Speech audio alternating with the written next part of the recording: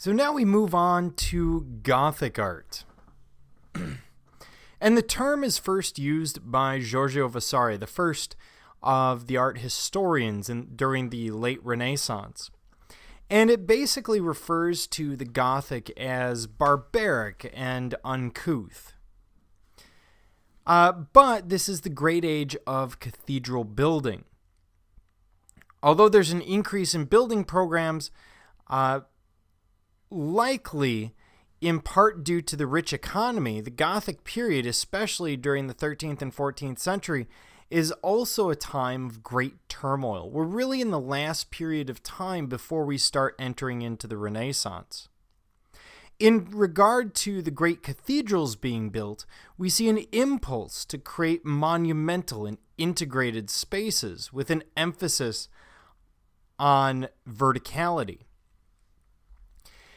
And we're basically dealing with Europe again, primarily France, but a little bit of the Holy Roman Empire, a little bit of England. And as you see at this time, we still have Islam in southern Spain. The Holy Roman Empire is still pretty powerful. Venice is still separate. You'll notice Normandy has disappeared, the Normans, and been absorbed primarily into France. Now, there are a few characteristics that will separate the Gothic from the Romanesque, and it would do you well to write these down if you're in my class. The Romanesque tends to use a rounded arch. The Gothic uses a pointed arch that is coming in from Islam. The Romanesque use a groin vault. Now, a groin vault is where two barrel vaults meet at a perpendicular angle. In the Gothic, we generally see rib vaults. Now, we started to see rib vaults at the end of the Romanesque, but it's primarily a Gothic characteristic. And with that rib vault, as you see in the illustration in the upper right, the material between the ribs is pretty much irrelevant. It's not actually structural. It's simply filling in, which means we have a lighter structure and we can create a taller cathedral.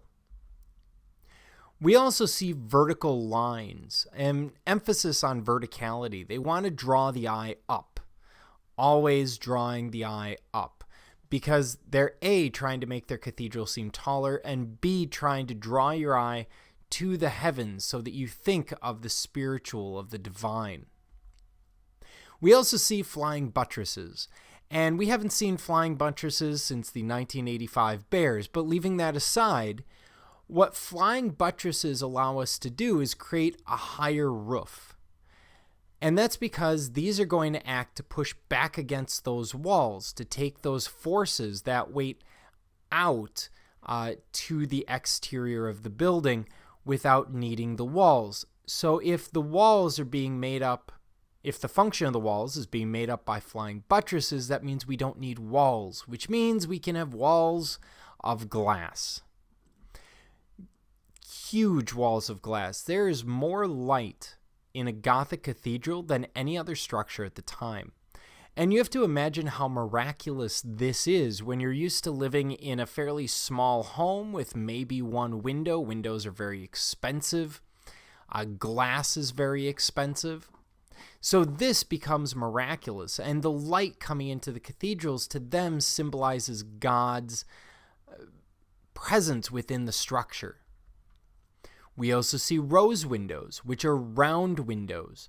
Usually these are going to be in the western facade, although we'll see them at different churches in the transepts and elsewhere. But they are a really spectacular piece, frequently really a centerpiece of these churches. And finally, we see what's called a deep portal. So in other words, instead of simply a door in the facade, they're going to build almost this cave leading up to that door.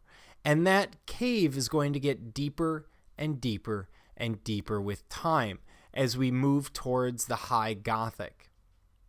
So these are your primary characteristics and things you're going to want to be looking for, amongst other things, with Gothic cathedrals.